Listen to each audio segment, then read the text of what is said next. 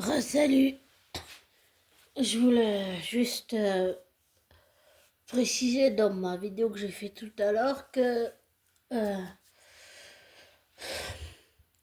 je pense pas que, comment dire ça, les vraies victimes, on les voit pas forcément ou on s'en rend pas compte forcément. Et je ne trouve pas que de croire un homme qui est victime est misogyne parce que ça existe. Et la société ne peut pas faire comme si ça n'existait pas. Et là, on a deux exemples. Avec Johnny Depp et Heard, même si au final, il lui a quand même donné ce coup de pied. Et il y a... Attendez 2 minutes. Allez. Oh là là là là. J'ai le chaton dans les bras. Désolée. Et ce que je me demande, c'est... Je sais pas comment tout ça va finir, mais...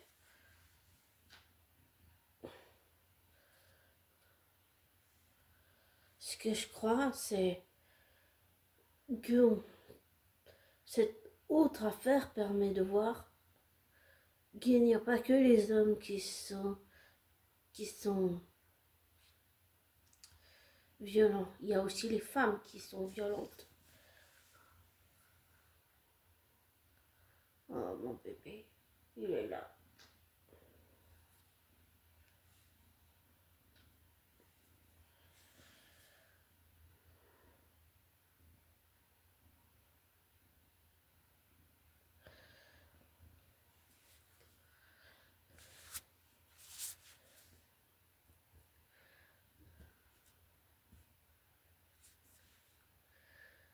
Ce que je veux dire, c'est que croire un homme qui est victime, ça veut pas dire misogyne.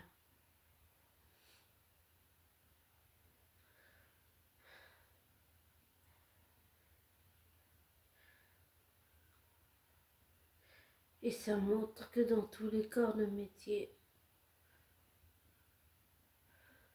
des gens qui se croient au-dessus des lois comme Blake Lively et Ryan existent.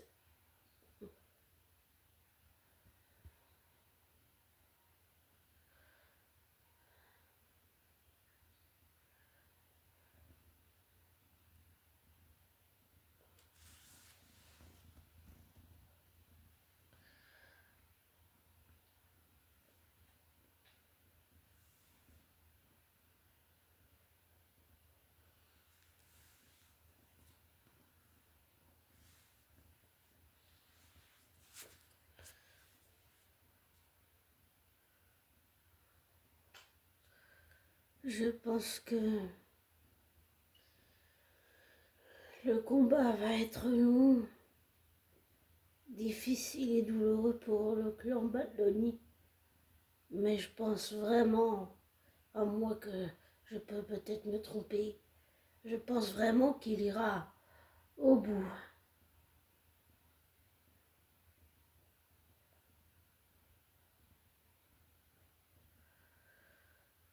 Et Blake et Ryan, eh ben, ils vont tout perdre. Ils vont absolument tout perdre. Et ce que je disais que j'ai pas réussi à tout dire dans ma longue vidéo, c'est que les échanges entre Taylor et Blake, c'était choquant d'entendre qu'elle le traitait de merde, de clown, qu'on peut manipuler à volonté, et puis on s'imagine que la personne va rien dire et qu'elle va se laisser faire en traitant la personne de tous les noms, en disant que c'est un imbécile, que c'est un clown, que c'est une merde en fait. Ben, voilà. Et dire à la personne, laisse-toi faire, laisse-toi voler ton film. ordonné à l'agent de Justin Baldoni de le laisser tomber en faisant pression pour que ça se fasse. Prendre le portable de Jennifer Abel pour avoir les informations pour que l'autre, j'allais dire un mot vulgaire, pour que l'autre couillonne, Stéphanie, je sais plus comment, elle aille donner les données du Natel de Jennifer Abel illégalement à Blake Lively pour faire simple son dossier, tout ça. Tout ce que je veux savoir, c'est où sont les preuves de Blake? Où est-ce qu'elles sont? Parce que là, je les ai toujours pas, moi. Moi, c'est ça que je veux dire. Des preuves matérielles, des preuves physiques, scientifiques s'il faut. De l'ADN ou je sais pas, quelque chose, un enregistrement. Et aussi, j'ai compris que Justin Baldoni avait crié sur quelqu'un avec qui il travaillait, mais par expérience, pour l'avoir déjà fait, je sais que quand on est sous pression, on peut malheureusement passer les nerfs passer nos nerfs sur quelqu'un en criant sur cette personne, en décompressant complètement. C'est sûr qu'on ne veut pas faire ça à cette personne, mais je pense vraiment que, sincèrement, que il regrette d'avoir fait ça et qu'il n'aurait pas dû. Bien sûr qu'il n'aurait pas dû.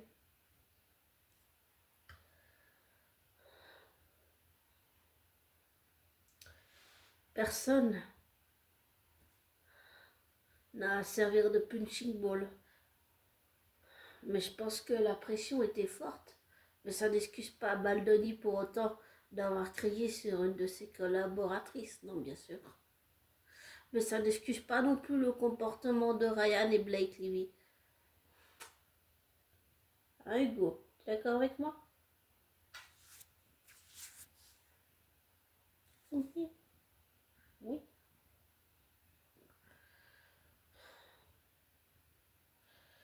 Je pense que la reconstruction va être... Émotionnellement, ça va être long. Je pense que ça va finir en psychothérapie tout ça. Pour la reconstruction, ça va être long. Je le dis par expérience, ça fait des années que ma psy me suit. Et la reconstruction, c'est psychologique et psychique et mental et comportemental, affectif et émotionnel. C'est très long, c'est très très long. On peut dire que ce n'est pas souffrant, mais c'est faux de dire que c'est pas souffrant. Bien sûr que c'est souffrant. Ça peut faire remonter beaucoup de souvenirs à la surface. Beaucoup de souvenirs des douloureux où on revit le traumatisme. Et il faut réussir à l'affronter, passer par-dessus. Et psychologiquement, mentalement et psychiquement et émotionnellement et affectivement, j'allais dire moralement et comportementalement, et émotionnellement, c'est très, très, très difficile. Vraiment très difficile. Bon, je vais te laisser abonner et comme toujours, prends soin de toi. Ne te laisse pas influencer par moi. Ne prends pas pour argent comptant ce que je te dis. Fais tes recherches, tes vérifications. Tire-en tes propres conclusions. Désabonne-toi, des likes. Et je te souhaite le meilleur.